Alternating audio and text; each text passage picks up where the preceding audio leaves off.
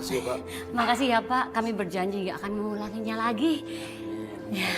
Ya. Assalamualaikum. Waalaikumsalam. Mana ini Pak? Gagal. Kain penutup Ka'bahnya malah disita sama polisi. Iya, Bu. Bagaimana kalau kita ngemis aja di sini? Biar kita pulang. Duit banyak.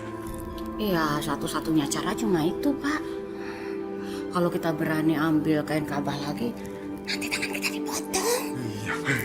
Assalamualaikum. Waalaikumsalam. Waalaikumsalam. Ana dengar tadi Bapak membutuhkan kain penutup Ka'bah untuk mengobati anak Bapak. Seberapa besar yang Bapak butuhkan kain itu? Tapi sebelumnya maaf, Pak. Bapak ini siapa ya?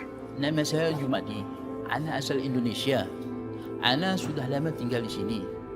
Ana punya kain penutup Ka'bah itu Ana dapatkan 2 tahun yang lalu. Tapi tidak gratis. Ya, harganya sekitar 6.000 rial atau sekitar 20 juta rupiah. Mahal banget, Pak. Bisa kurang nggak? Soalnya buat anak kita lagi sakit, Pak. Iya. Kita udah kepepet banget nih, Pak. Ya bisa. Sekitar 5.000 rial, 5,000 rial. Atau sekitar 17 juta rupiah. 17 juta, Bu. Coba lihat. Ada nggak uang segitu? Ya, ada Pak kalau 17 juta, tapi dijamin asli kan? Asli, jamin asli. Ya udah, Bu. Kasih, Bu.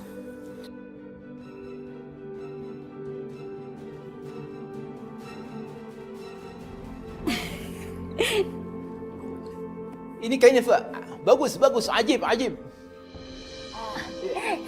Alhamdulillah Pak, kita jadi kaya. Terima kasih, Pak. Sama-sama.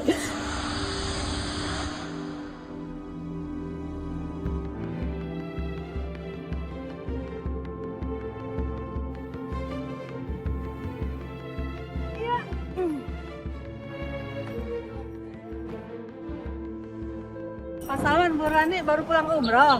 Iya nih. Enak ya, udah pergi ke Tanah Suci, oleh-olehnya mana? Enak aja minta oleh-oleh. Kalian pikir saya pergi ke Mekah itu nggak pakai duit? Terus beli oleh-oleh itu nggak pakai duit? Sekarang coba ya kalian hitung. Kalau saya harus membelikan 1, 2, 3 oleh-oleh, berapa banyak uang kami yang terbuang sia-sia? Enak aja. Biasanya kan pulang dari umroh bawa oleh-oleh. Emang itu kewajiban? Dengar ya, asal kalian tahu, kita tuh di ibadah sepanjang hari. Boro-boro mikirin oleh-oleh. Buat minum kaki aja dari masjid, kita tuh rugi. Iya. Makanya, sekarang salaman lagi. Mumpung masih ada berkah. Salaman. Ayo, cepat. Sombong amat. Nggak apa-apa, nggak mau dapat berkah. Bro, Wan, tolongin gua bro, bantuin gua bikin laporan renovasi keuangan masjid bro. lu ngomong apa sih, Wan? Besok pagi pengurus masjid minta gua datang bro. Mereka minta laporan keuangan renovasi masjid bro. Gua mohon bro, tolongin gua. Ini masalah hidup dan mati bro. Udah gampang itu, Wan. Gampang. Tenang aja. Ya, sekarang gue masuk dulu ya. Ayo, Bu. Bro.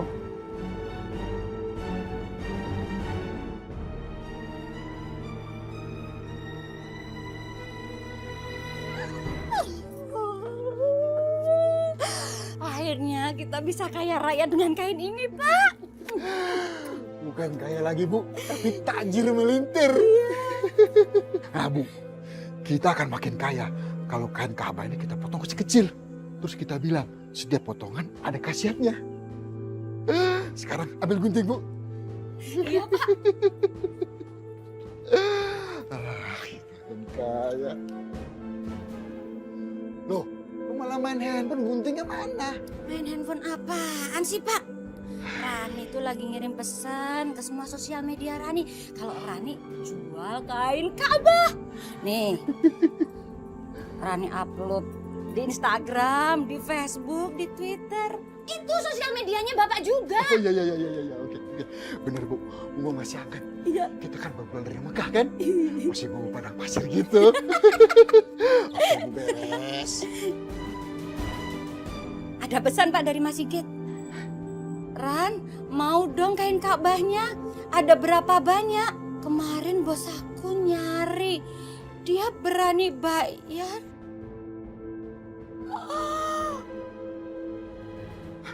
Bu, kenapa, Bu? Kenapa? 200 juta, Bang. 200 juta, Bu. 200 juta. Kita kaya, Bu. Buruan balas, Bu. Bilang, ini asli, banyak khasiatnya. Bisa wibawa, naik pangkat, naik rezeki. Udah cepet balas cepet. Balas gimana? Tangan Rani gemeter 200 juta. Aduh. Ya.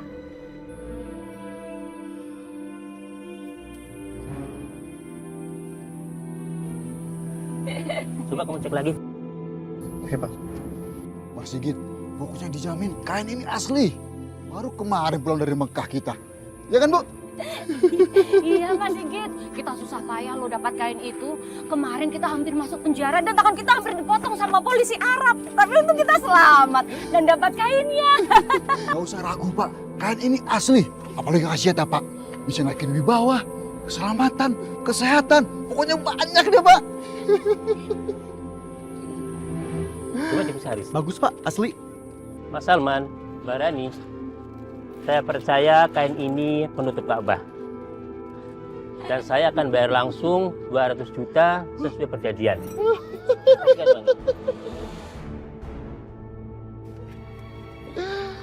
Kalau nggak percaya, boleh dihitung lagi. Nggak usah dihitung lagi. Kami percaya kalau sama Mas Sigit. Ya udah, kami permisi dulu ya. Makasih ya Mas Sigit. Mas, makasih ya. Makasih Mas. Makasih ya, makasih ya. Pak Haji Salim, Pak RW, dan para pengurus masjid lainnya. Silakan dibaca laporan keuangan yang sudah saya buat. Saya paham, banyak terdapat perbedaan antara laporan keuangan yang sudah saya buat dengan kwitansi pembayaran dan material. Jujur, saya akui itu. Saya mohon maaf kepada seluruh pengurus masjid.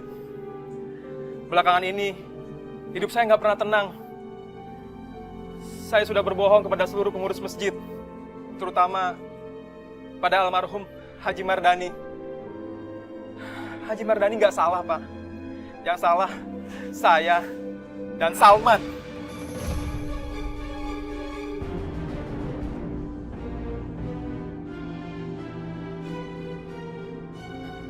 Salman udah fitnah Haji Mardani karena dia takut ketahuan korupsi. Uang hasil renovasi masjid ini dipakai untuk umroh, Pak. Fitnah, Pak. Itu fitnah. Saya nggak pernah melakukan itu, Pak RW. Lu udah bohongin gua, bro. Lu bilang istri lu sakit kanker stadium 3 apalah. Mana buktinya? Sehat-sehat aja. Nggak. Saya nggak terima, Pak RW. Saya nggak pernah ngomong begitu sama Iwan. Saya nggak pernah minta bantuan Iwan sedikit pun. Apalagi komisi, Pak. Bapak kan tahu, tiap hari saya ada di masjid, Pak. Urusan kerjaan itu urusan Iwan, Ustadz Salim, dan Haji Mardani. Jangan-jangan situ sendiri yang memfitnah Haji Mardani sampai Haji Mardani meninggal, iya kan? Jangan-jangan situ sendiri yang korupsi. Bisa-bisanya nuduh suami saya. Suami saya itu loyal sama Majid, gak mungkin dia korupsi. Situ yang korupsi. Saya bersumpah, Pak, demi Allah, Salman sudah fitnah Haji Mardani. Gua sudah berani sumpahan. Gua baru pulang umroh sama bini gua. Kalau gua bohong, gua pasti kena azab.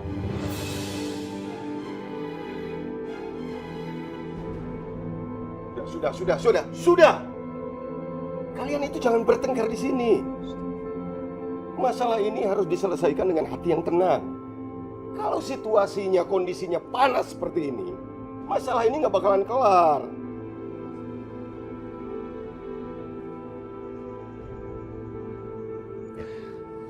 Maaf, kalau saya boleh usul, bagaimana kita membentuk tim investigasi saja, agar kita bisa menemukan bukti-bukti dan juga keterangan yang sebenarnya. Dan kita sebagai warga, kita juga wajib untuk meluruskan nama baiknya almarhum Haji Mardani. Kalau ternyata emang Haji Mardani tidak bersalah, bagaimana? Tukang gali kubur! Diam lu! Gak usah ikut campur! Pak Salman, saya setuju dengan yang dikatakan oleh Il. Nanti akan kita cari bagaimana caranya. Baik, bapak-bapak, ibu-ibu sekalian, sekarang Bapak-bapak dan ibu-ibu sekalian silahkan kembali pulang ke rumah. Wassalamualaikum warahmatullahi wabarakatuh. Waalaikumsalam warahmatullahi wabarakatuh. Bener nih Pak, kain ini bisa nyembuhin penyakit. Karena anak saya sakit bertahun-tahun, nggak sembuh juga Pak. Ini kain sangat mujarab, Pak. Khasiatnya, Pak, buat nyembuhin sakit, Bisa tolak juga. bala, buat rezeki, macem-macem, Pak. Semua bisa. Berapa Pak harganya? Ya, karena tinggal satu, Pak. 75 juta, Pak. Mahal amat Pak, nggak boleh kurang Pak. Bisa, Pak. Ini tinggal satu-satunya, Pak. Kemarin ada yang nawar, Pak, 100 juta. Saya nggak kasih, Pak. Ya, karena saya kasihan sama Bapak, anaknya sakit. Ya, buat Bapak aja lah. Udah, nggak usah kebanyakan mikir. Pak, kalau uang hilang itu bisa dicari. Tapi kalau nyawa anak hilang, mau cari di mana coba? Oh, itu, Pak. Udah, beli aja. Ya sudah Pak Salman, saya mau ambil. Sebentar ya Pak, saya mau ambil uangnya. Ya, Pak, ya, Pak.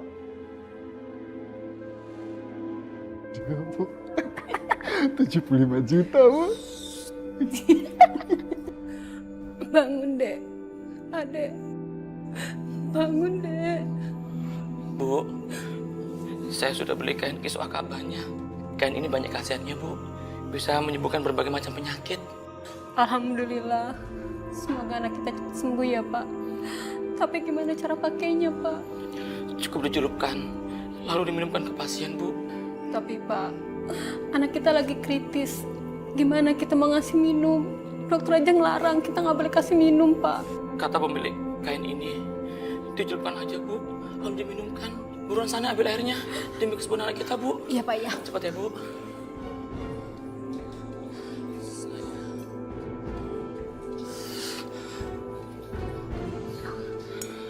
Kita berdoa saja Bu, dengan kain Ka'bah ini, semoga anak kita kelak sembuh ya Bu. Amin. Bismillahirrahmanirrahim.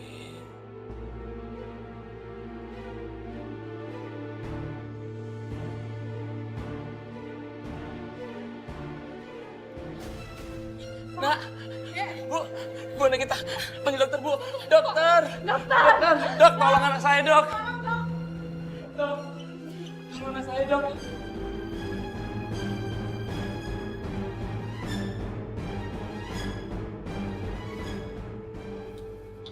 Ini harus dipindahkan segera ke ruang isolasi.